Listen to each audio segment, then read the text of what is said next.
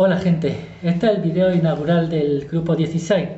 Creo que es un buen momento para empezar a mirar un poco para atrás a los grupos que forman el bloque P de los elementos representativos y empezar a hacer algunas comparaciones entre los grupos 14, 15 y 16. Se ven algunas tendencias que son muy interesantes y yo creo que les va a ayudar a cerrar un poco los conceptos que estamos viendo. Entonces en este video van a ver que además de explicar detalladamente los elementos y las formas elementales de este grupo, vamos también a tirar un poco para atrás para que puedan entender cómo van variando. Bueno, este grupo va a ser muy importante. Está el oxígeno, que tiene una altísima reactividad, el azufre, que también está en una gran cantidad de compuestos, y creo que les va a resultar interesante. Por cualquier duda, comentario, ya saben, acá o en Moodle. Un saludo y empezamos. El oxígeno ocupa un lugar central en la química inorgánica. Esto lo hemos podido ver en los largos videos en los que hemos repasado los óxidos de los grupos anteriores. Es el segundo elemento más electronegativo, por lo que forma casi exclusivamente compuestos en los que actúa en estado de oxidación negativo. El oxígeno, como el azufre, se consideran no metales, pero conforme bajamos en el grupo, va aumentando el carácter metálico.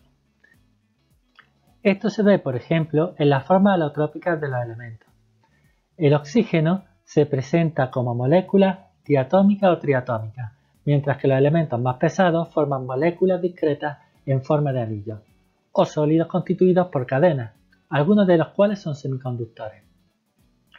El polonio, un elemento radioactivo, se considera principalmente como metal. Los elementos del grupo presentan una configuración electrónica S2P4, por lo que pueden formar compuestos en estados de oxidación desde -2 hasta +6. En la tabla se muestran las principales propiedades atómicas de los elementos del grupo. Podemos así destacar la electronegatividad del oxígeno, que juega un papel muy importante en la capacidad del agua para formar puentes de hidrógeno. También indica que, salvo en los compuestos que forma con el flúor, el oxígeno siempre va a tener estado de oxidación negativa. La electronegatividad baja en el grupo, lo cual nos indica, o más bien nos explica, la decreciente capacidad de formar puentes de hidrógeno de los hidruros de estos elementos conforme bajamos en el grupo. Los elementos del grupo 16 forman exclusivamente compuestos iónicos como aniones y no como cationes, aunque sí participan en compuestos covalentes con estado de oxidación tanto positivo como negativo. Esto se explica por los altos valores de energía de ionización, que indican la dificultad para sustraer electrones de estos elementos. Por el contrario, presentan valores muy negativos de afinidad electrónica,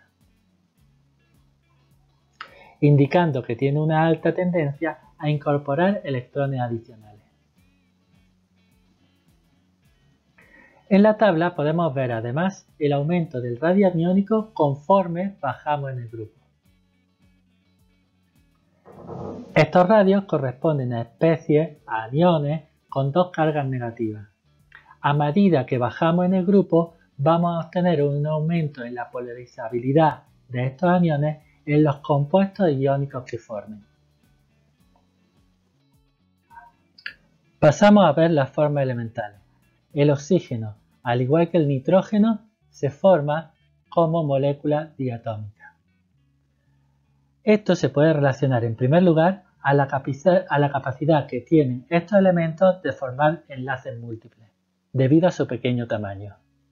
Vemos así que la energía, tanto del enlace triple del nitrógeno como el enlace doble del oxígeno, son muy altas.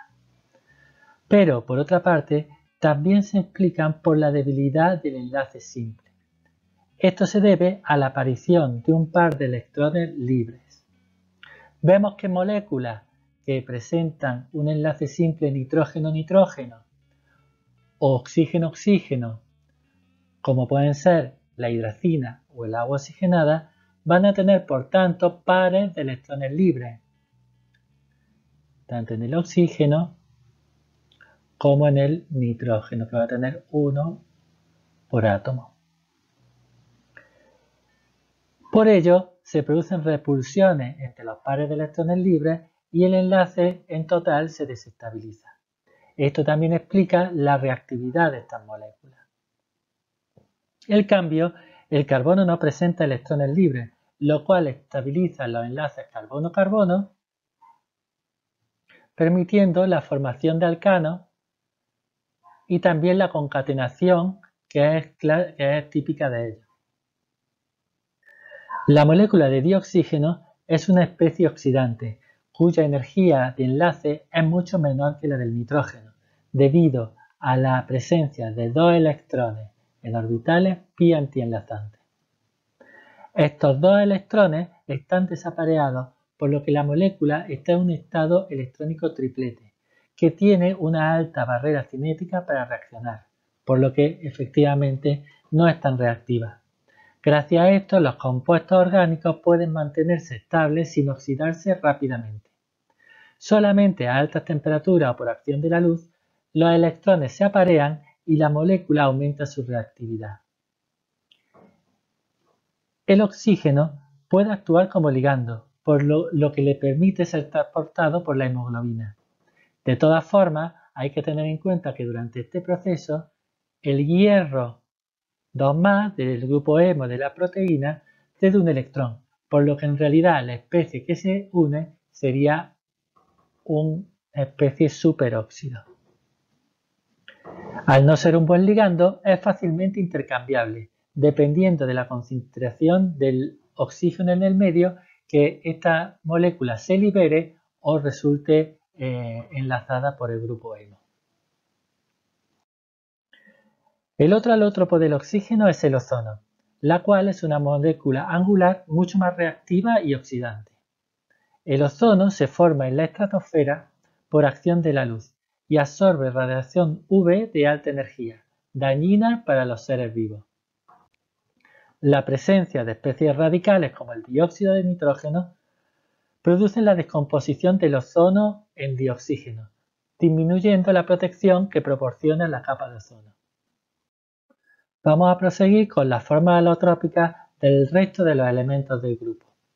En este grupo, como en general en los elementos no metálicos de la tabla periódica, se produce una disminución de la tendencia a formar enlaces múltiples consigo mismo. Podemos ver en la tabla que la energía de los orbitales simples aumenta, siendo la excepción el silicio porque el carbono, como hemos visto antes, no tiene pares de electrones libres. En cambio, la energía de los orbitales múltiples disminuye o simplemente no se ha registrado, como en el caso del silicio. Además, la configuración electrónica juega un papel principal. Así, el silicio puede formar 4 enlaces, lo que le permite formar sólidos covalentes con estructura tipo diamante, mientras que el fósforo solo puede formar 3 enlaces, por lo que se presenta como moléculas tetraédricas o bien láminas en donde el fósforo efectivamente solo forma 3 enlaces. En cambio, el azufre, que es el que nos interesa en este caso, por su configuración electrónica solo puede formar 2 enlaces simples, por lo que solo puede formar anillos o cadenas. Conforme bajamos en el grupo 16, las cadenas se tornan más estables. Así, para el azufre, la forma alotrópica más estable es la formada por anillos de 8 átomos, la cual da lugar a una fase condensada molecular y por lo tanto aislante de la electricidad. En cambio, para selenio y teluro, la forma más estable es la formada por cadenas. Estos sólidos son covalentes, por tanto, y presentan un carácter de semiconductor activado, por ejemplo, por la acción de la luz.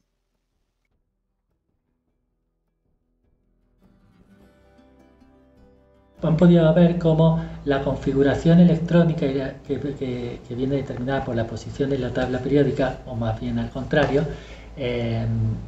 determina mucho cómo son las propiedades de los elementos y también de los compuestos que se van a formar, ejemplificado por las formas elementales.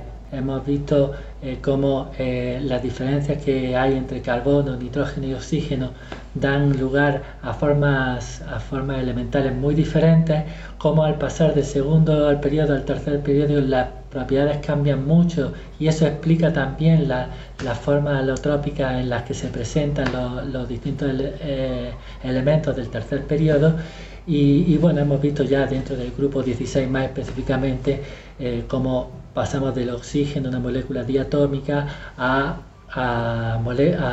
sólidos que son moleculares. Bueno, el oxígeno sería también molecular, obviamente, ¿no? Solo que en el caso del azufre vamos a tener anillos solamente con enlaces simples, y después, conforme vamos bajando en el grupo, tanto azufre como el resto de los elementos más pesados forman sólidos covalentes con estructura de cadena. Bueno, un saludo y nos vemos en el próximo video.